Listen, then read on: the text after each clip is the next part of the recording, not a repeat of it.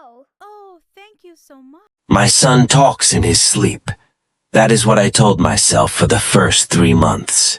Children talk in their sleep. It is normal. It is documented.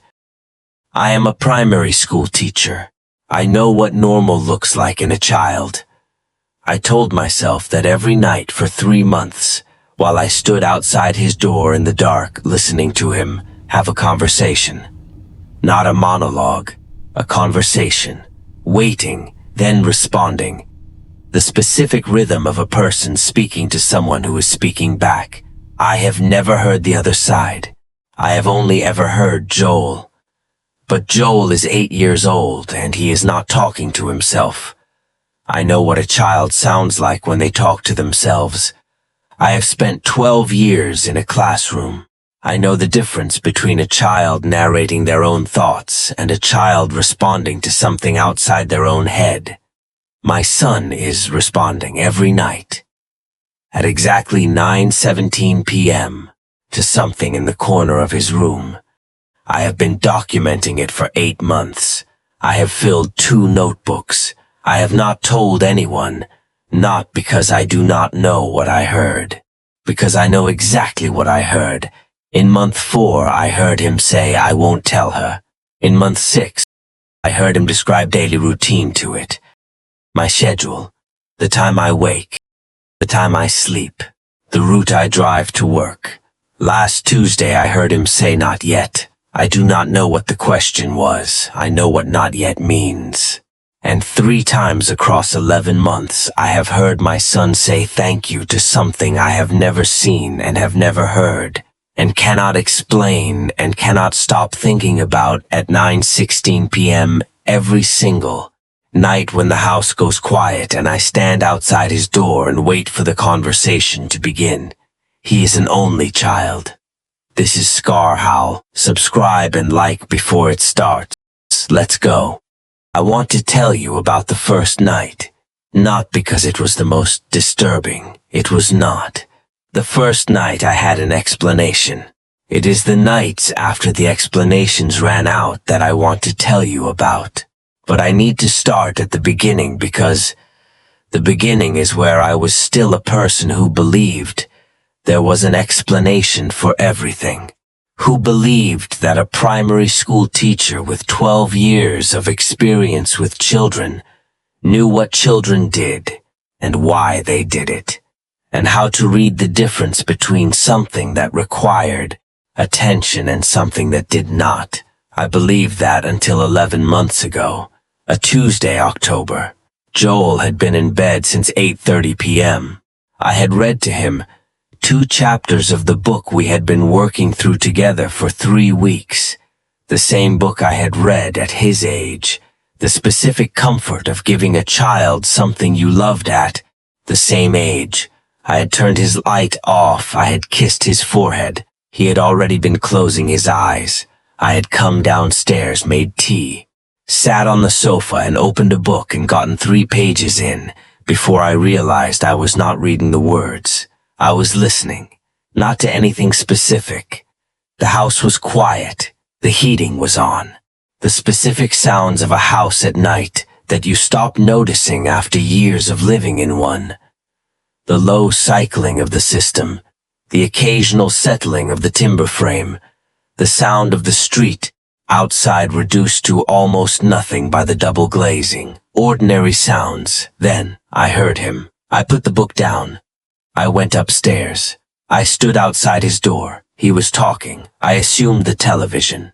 He sometimes fell asleep with it on and I had not noticed. Or his tablet. He had taken it to bed before despite being told not to. Children tested boundaries. That was what children did. I knew this. I had 12 years of evidence for it. I had an explanation before I opened the door. I opened the door. No television. No tablet, no phone, no device of any kind. I had checked before bed. The habit of a mother who had learned the hard way that a child would agree to anything in the moment and revise the agreement after lights out. Nothing. Joel in bed, eyes open, not looking at me, looking at the corner of the room where his desk was. He stopped when the door opened, not gradually, immediately, the way a conversation stops when a third person enters the room. He looked at me, he smiled. He said he was just thinking out loud.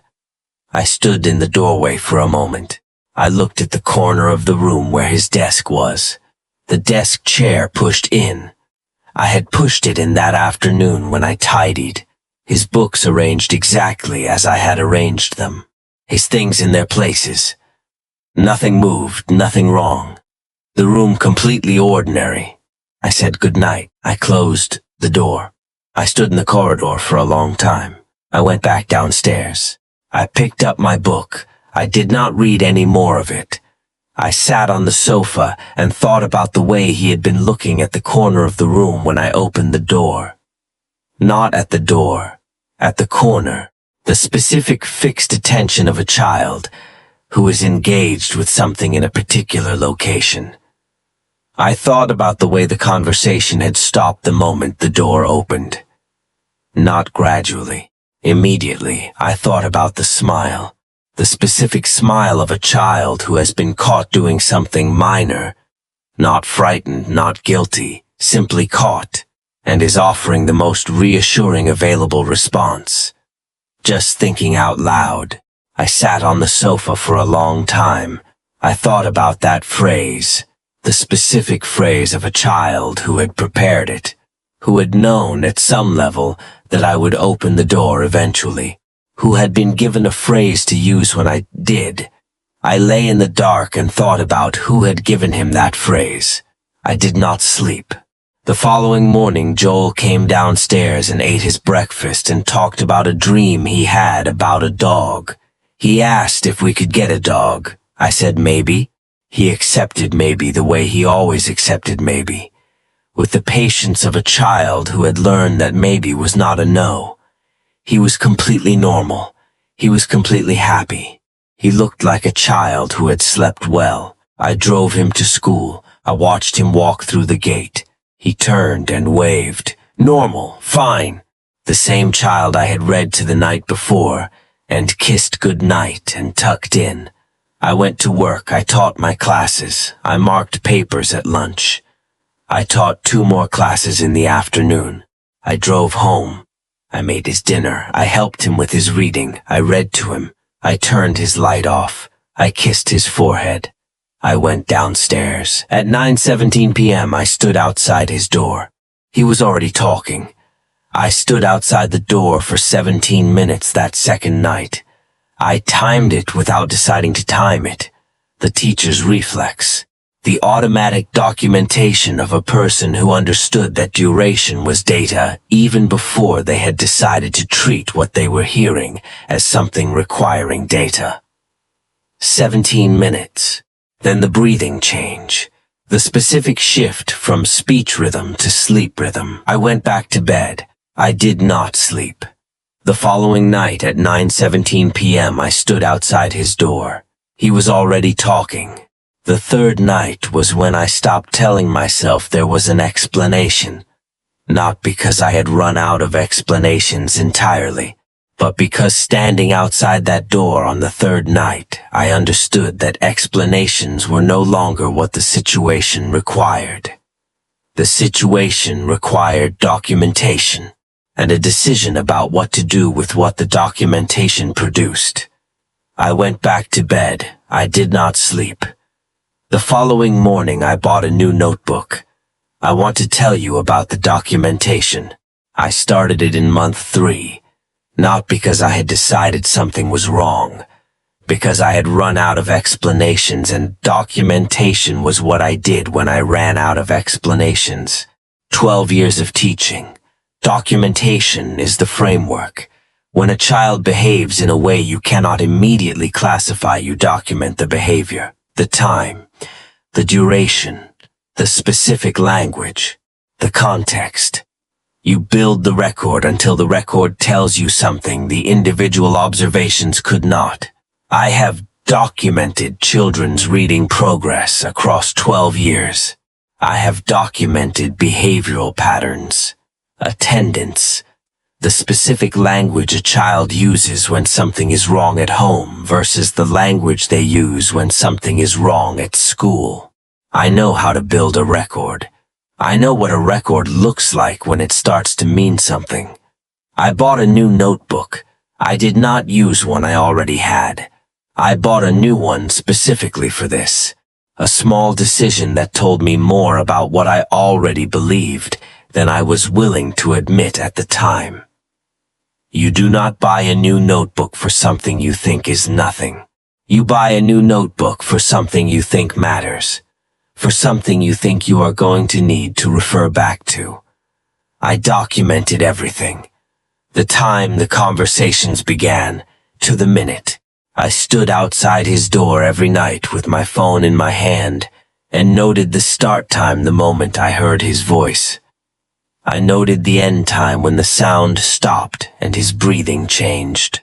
I noted the specific phrases I could make out through the door, not all of them. The door absorbed most of what he said, the timber and the plaster between us reducing his voice to a rhythm I could hear without always hearing the words.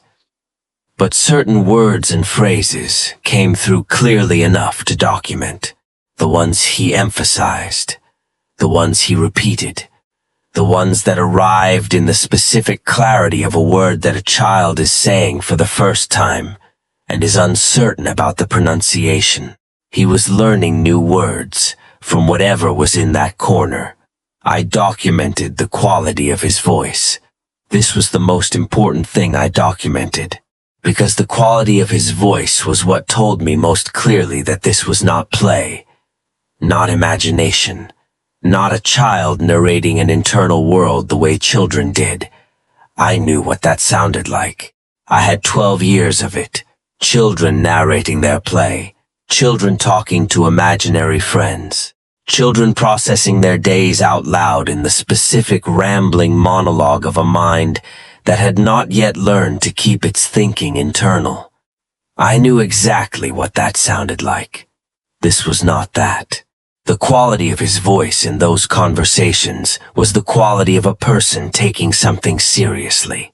The specific tone of a child who was engaged, attending, thinking carefully before responding, not performing, not playing, actually thinking. He sounded the way my best students sounded when I asked them something that required real thought.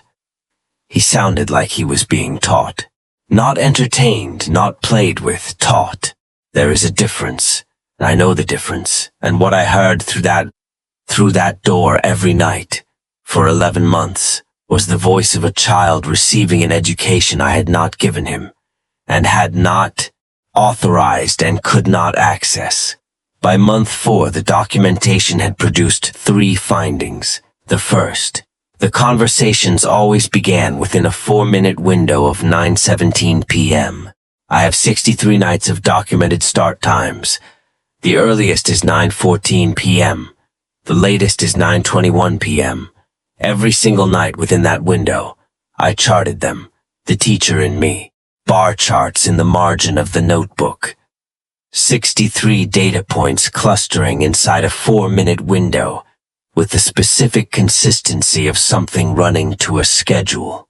I looked at the chart for a long time. Children do not maintain schedules with that precision.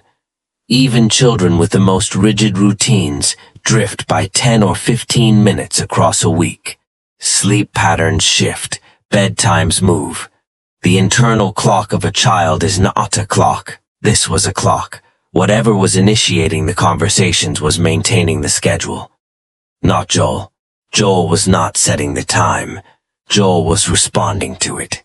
The conversations began because something arrived at 9:17 p.m. and Joel responded to its arrival. Whatever chose that time had chosen it deliberately and had kept it precisely for 11 months. The second finding, Joel never initiated. I established this by coming upstairs earlier.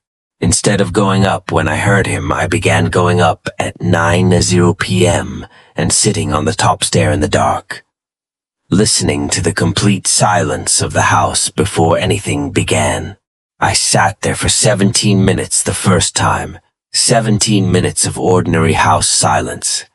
The heating, the settling, nothing from his room. Then something changed in the quality of the silence from behind his door. I cannot explain what changed. The silence did not become a sound. It became a different kind of silence.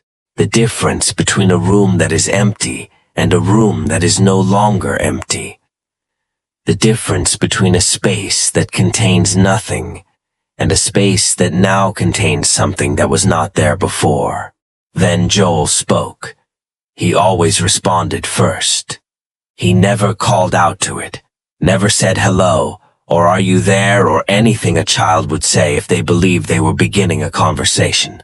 He simply responded to an arrival he had sensed before he could have heard it. The arrival came first.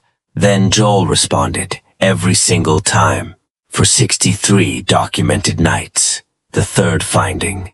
The conversations were getting longer. Month 1, an average of 8 minutes. Month 3, 14 minutes. Month 6, 22 minutes. Last week, 41 minutes. I charted this too. A straight line trending upward across 11 months. Whatever they were discussing was expanding. I sat with that for a very long time.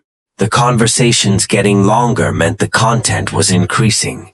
More was being communicated. More was being exchanged.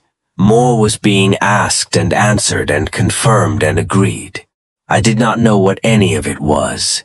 I had 63 nights of documented start times and end times, and quality assessments and specific phrases, and a chart showing a straight line going upward. And I did not know what they were talking about. Then I turned to a fresh page and kept documenting. I want to tell you what I heard. Not everything. The documentation runs to 2 notebooks now, and I am not going to read you 2 notebooks, the things that matter. Month 2, I heard him say I know, 3 times. In a row. The specific I know of a child who has been told something and is confirming that they understand it.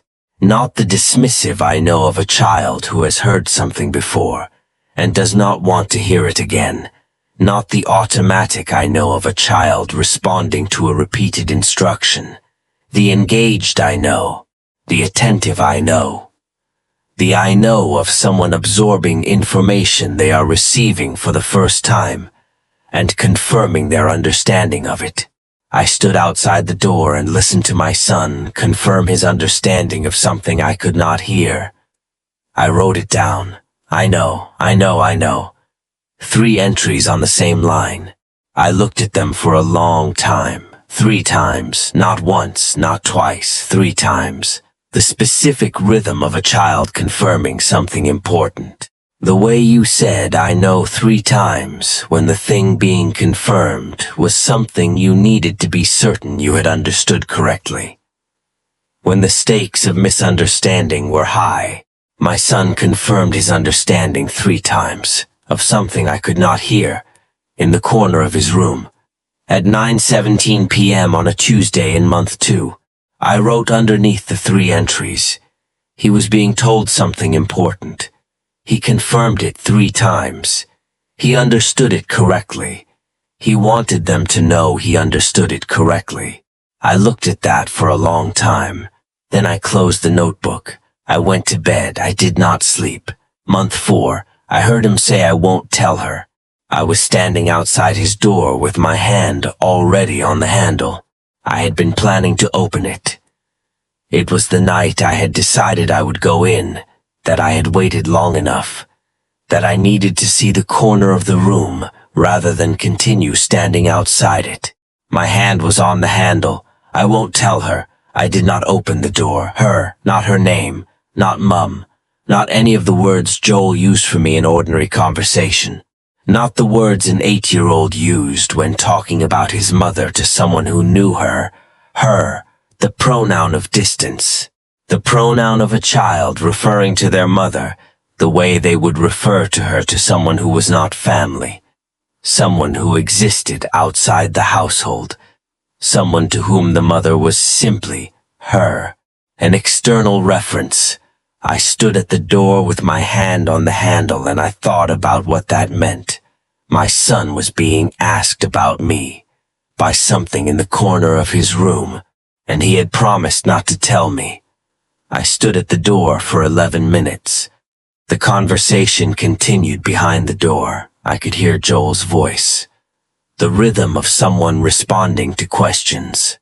More I knows, then a long pause, then something that sounded like a description, his voice taking on the quality it had when he was explaining something carefully, the way he explained things to me when he wanted to make sure I understood.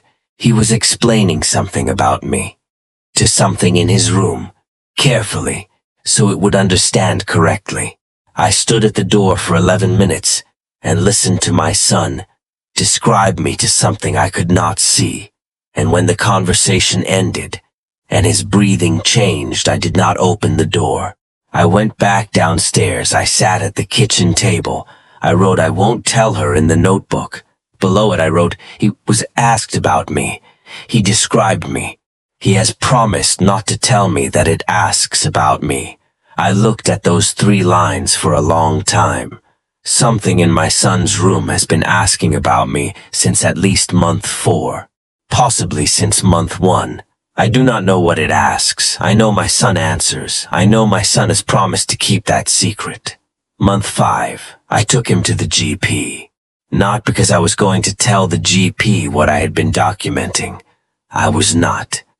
I was not ready to say it out loud to someone who would be required to respond to it professionally, who would be required to refer it somewhere, who would begin a process I did not yet understand and could not yet control. I took him because I needed someone with medical training to look at my son and tell me he was fine. He is developing normally, no signs of distress, no behavioral indicators that would warrant further investigation. The GP asked Joel a series of questions in the way GPs ask children questions. Carefully, conversationally, embedded in ordinary exchange, so the child did not know they were being assessed.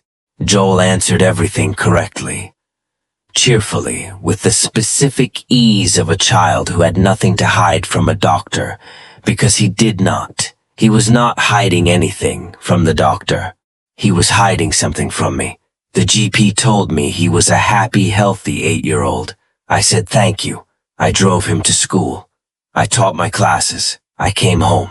That night at 9:07 p.m., I stood outside his door. He was already talking. He was always already talking. I stood outside the door that night, and I thought about what the GP had said. Happy, healthy, developing normally. No signs of distress. No signs of distress. My son was not distressed by whatever came to his room every night. He was not frightened of it, not disturbed by it, not harmed by it in any way that the best assessment tools available to a medical professional could detect. He was happy. He was happy because of it, possibly. Because whatever it gave him on the 3 nights he said thank you. Whatever he asked for with please and received, and was grateful for. Those things made him happy. A happy child. An 8-year-old who fell asleep easily and woke up well, and ate his breakfast, and talked about a dog, and went to school, and came home, and did his reading, and said good night, and then had a 41-minute conversation with something in the corner of his room. Happy. I stood outside his door that night and listened to him being happy, and I wrote it down. Month 6. He described my routine. I had been downstairs when the conversation began, later than usual to the door, a phone call from my mother running long. I came up at 9:34 p.m. 17 minutes into the conversation, I stood outside the door and heard him describing my day, not inventing it, not misremembering it, describing it accurately, in detail, in the specific order events had occurred. The time my alarm went off, 6:47 a.m., 17 minutes earlier than usual, because I had a meeting before school. The route I drove to school, Not my usual route, a diversion because of roadworks on the main road I had not known about until I encountered them. The specific classroom I spent the afternoon in, a room that was not my usual room, a maintenance issue in my classroom that had sent me to a spare room at the other end of the building. The supermarket I stopped at on the way home, what I bought, the specific items, the order I moved through the aisles, the checkout I used. The woman at the checkout whose name badge I had noticed and whose name I had not told anyone. Joel said her name. I stood outside the door and heard my 8-year-old son tell something the corner of his room. The name of the woman at the checkout of the supermarket I had stopped at on my way home. My hand was shaking. I documented it anyway, the pen pressing hard into the page, every detail. The time my alarm went off, the road diversion, the classroom, the supermarket, the items, the aisle order, the checkout, the name on the badge. Then I put the pen down. I stood outside the door and thought about what I had just documented. Something had been with me all day, not following me from a distance, with me. Close enough to read a name badge at a supermarket checkout, close enough to note the time on my alarm clock at 6:47 a.m., close enough to track every deviation from my normal routine. The diversion, the unfamiliar classroom, the wrong supermarket aisle. It had spent my entire Thursday with me. Then it had come to my son's room at 9:17 p.m. and reported. I went downstairs that night and sat at the kitchen table and stared at what I had written for a very long time. Then I wrote, "It does not stay in the room. It goes out, it watches, it comes back and reports." And then below that, "It has been watching me, not Joel. Me." I underlined both lines. I sat with that for the rest of the night. I did not sleep. In the morning, I drove Joel to school and watched him walk through the gate and wave. And I thought about what had walked with me the previous day, and I stood at the school gate for a long time after. He had gone in before I got back in the car. I drove to work. I taught my classes. I was aware of the space around me in a way I had not been before. The specific awareness of someone who understood that the space around them was not empty. Month 7, he said please once, clearly. The specific please of a child asking for something they are not certain they will be given. Not demanding. Asking. With the full awareness that the other person had a choice about whether to give it. I taught him that. Please acknowledges that the other person has a choice. Please is what you say when you understand that what you want is not automatically yours. I taught him this when he was 4 years old. We were in a shop and he wanted something, and he got grabbed for it, and I stopped his hand and I said, "You say please. You say please because the other person gets to decide. Not you. Them." He has said please correctly ever since. He said please to something in the corner of his room on a Tuesday night in month 7, and then he waited. The waiting lasted 11 seconds, I counted. Then his voice changed to the quality of someone who has received what they asked for. And he said thank you. The second thank you. I stood outside the door and wrote both words in the notebook and looked at them for a long time. Please, thank you. Whatever is in that room has taught my son nothing about manners. My son already knew his manners. I gave them to him, but my son is using his manners with it. The way he uses them with people he respects. The way he uses them with people he believes deserve them. He says please to me. He says please to his teachers. He says please to the parents of his friends when they do something for him. He says please to things he has decided are worth asking properly. He said please to whatever is in the corner of his room. That told me something about what the thing in that corner had become to my 8-year-old son in 7 months of nightly conversations. It told me he trusted it. It told me he respected it. It told me he believed it had earned the same consideration he gave to the people in his life who had earned it. I stood outside the door for a long time after the conversation ended that night. I went downstairs. I sat at the kitchen table. I wrote, "He trusts it. He respects it. He believes it has earned that. Find out what it has done to earn it." I looked at that for a long time. Then I wrote, "In 7 months of nightly conversations, something has earned the trust and respect of my son. My son, who I have spent 8 years teaching to be careful about who he trusts. My son, who I have taught to notice when something does not feel right. My son, who I have given every tool I have for assessing whether a person deserves his trust. He has assessed whatever is in that corner. He has decided it deserves his trust. I do not know what criteria he used. I do not know what it has shown him, or told him, or given him across 7 months of being alone with him every night between 9:17 p.m. and 9:40 p.m. I know my son does not trust easily, and I know he trusts this completely. I have been trying to understand that for 4 months. Tonight I am going to find out directly. Month 8. Not yet. 2 words. More clearly than anything else I had heard in 8 months. The answer to a question I could not hear. Not yet. The certainty of a child who knew the answer, who had been told the answer, who was reporting the answer back accurately. I stood outside the door and wrote it in the notebook. Not yet. I underlined it. Then I sat on the floor outside his door because my legs did not want to hold me at that moment. And I sat on the floor with the notebook open. And I looked at those 2 words. Not yet meant there was a yet. Not yet meant there was something scheduled. Not yet meant whatever it was waiting for had a timing. And my son knew the timing. I thought about what the question might have been. The only question that made not yet the right answer was a question about when something was going to happen. When is it going to happen? Not yet. When will she find out? Not yet. When will we tell her?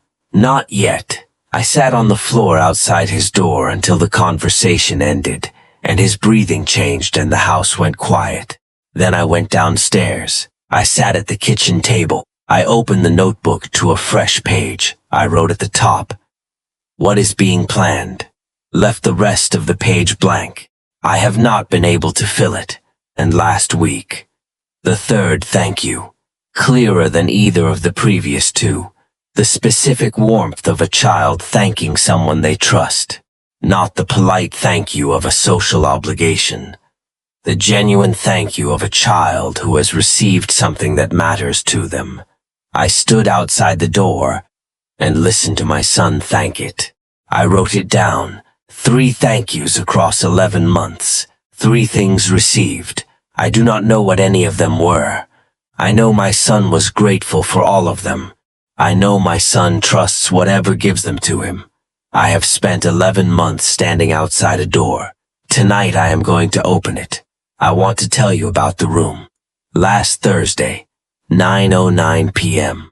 I went upstairs earlier than the conversation window, earlier than I had ever positioned myself. I was not going to stand outside the door. I was going to be inside the room before it arrived. I stood outside his door for a moment. I could hear him breathing, the specific rhythm of a child, still awake, not asleep, waiting. He knew the schedule too. Of course he knew the schedule. He had been keeping it for 11 months. I opened the door.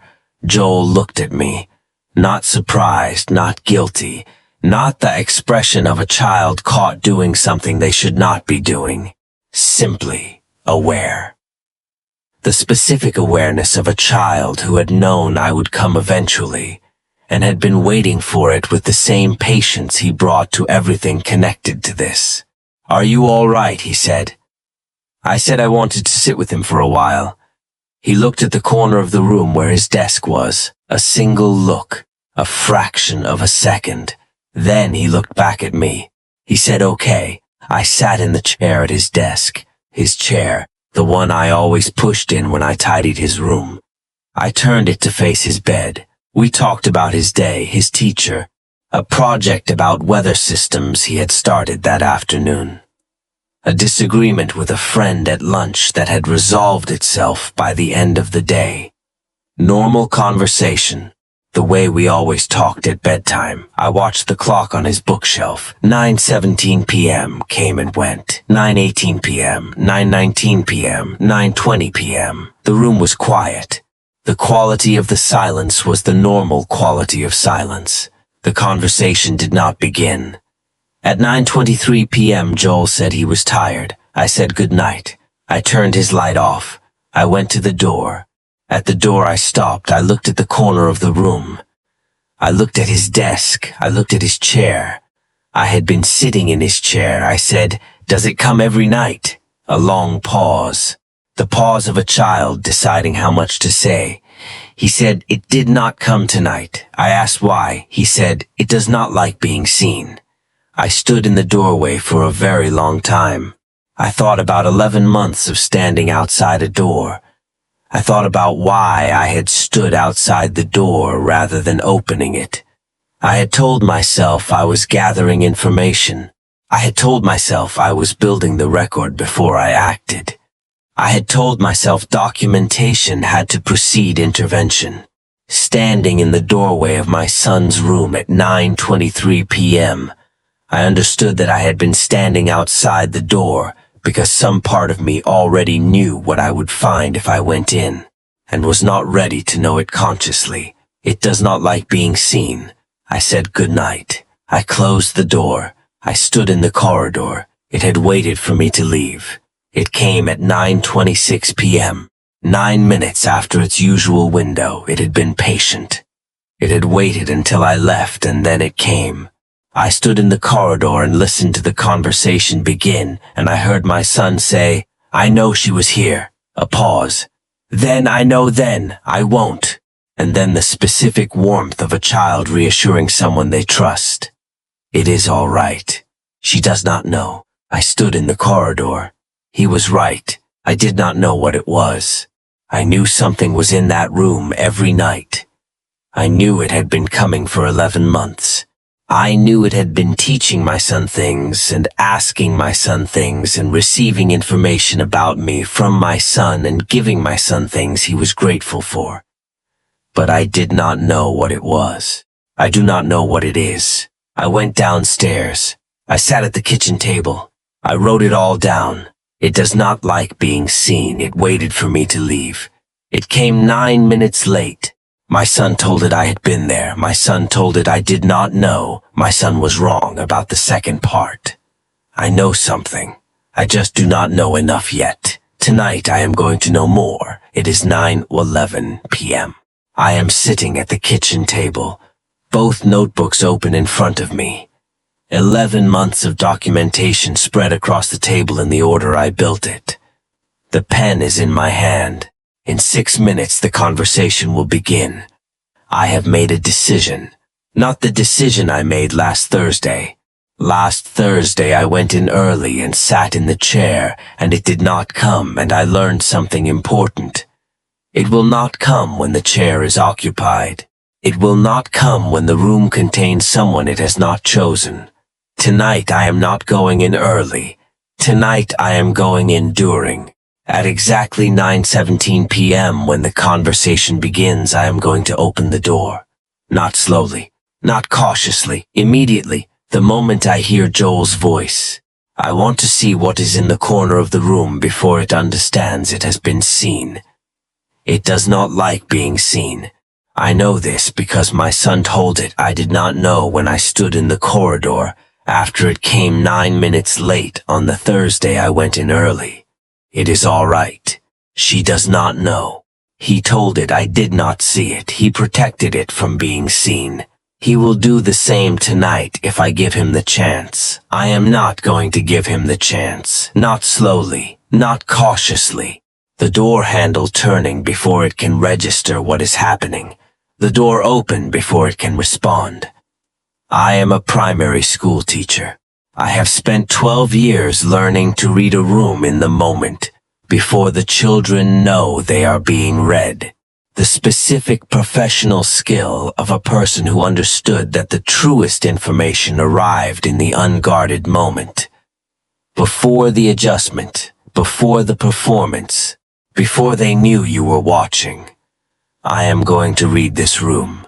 I have written everything in the notebooks, everything I know, everything I have documented, everything I have heard through the door, and everything I have not heard, and everything the gaps between what I heard implied. If something happens tonight, the notebooks are on the kitchen table. Both of them. Everything is there. I want whoever reads this to understand that I am not acting without information. I have 63 documented nights. I have the bar charts. I have the start times and the end times and the quality assessments and the specific phrases and the I know and the I won't tell her and the description of my routine and the name on the badge of the woman at the checkout and the please and the 3 thank yous and the not yet. I have all of it. And what all of it tells me, what 11 months of documentation by a person trained to build records and read them tells me, is that something has been in my son's room every night for 11 months and has been teaching him things and asking him things and watching me and reporting what it sees to my son and accepting please and thank you from my son and telling my son not yet about something that has not happened yet, and my son has been keeping all of it from me because he promised he would. I taught Joel to be polite. I taught him to say thank you when someone does something for him. I taught him to be kind, to trust people who were kind to him. I taught him to keep his promises. Whatever has been coming to his room every night for 11 months. My son has decided it is kind. He has decided it deserves his trust. He has decided his promise to it is worth keeping. My son is 8 years old. He is an only child. He has been making these decisions alone for 11 months. I am his mother. I should have been making them with him. I have spent 11 months standing outside a door that ends tonight. I have written everything in these notebooks, and I have left them on the kitchen table because if something happens tonight, the record needs to be here. Complete. Available. Everything I know about what has been in my son's room documented in the order I learned it. Whoever finds this will know everything I knew when I went upstairs. The notebooks are open. The pen is on the table. It is 9:15 p.m. 2 minutes. I'm standing up from the table now. I am walking to the hallway. I am at the bottom of the stairs. The stairs are dark above me. His door is at the top, closed. It is always closed at this time of night. It has been closed at this time of night for 11 months. I have stood at the bottom of these stairs every night for 11 months and gone up slowly and stood outside that door and listened. Tonight I am not stopping at the door. 1 step, 2, 3. The same stairs, the same carpet, the same slight creak on the 7th step that I have always meant to fix. 7. I am at the top. The corridor is dark. His door is in front of me. I can hear him. His voice, faint. The rhythm of it. He has already begun. It is already there. The conversation has already started. I do not know if not yet has become now. I am about to find out. It is 9:17 p.m. I am going in. My hand is on the handle. I am turning it. The door is opening. His voice stops mid-sentence. The corner of the room is if you made it this far, you already know what Scar Howl is. Hit subscribe. The forest remembers everyone who listens. It will remember you.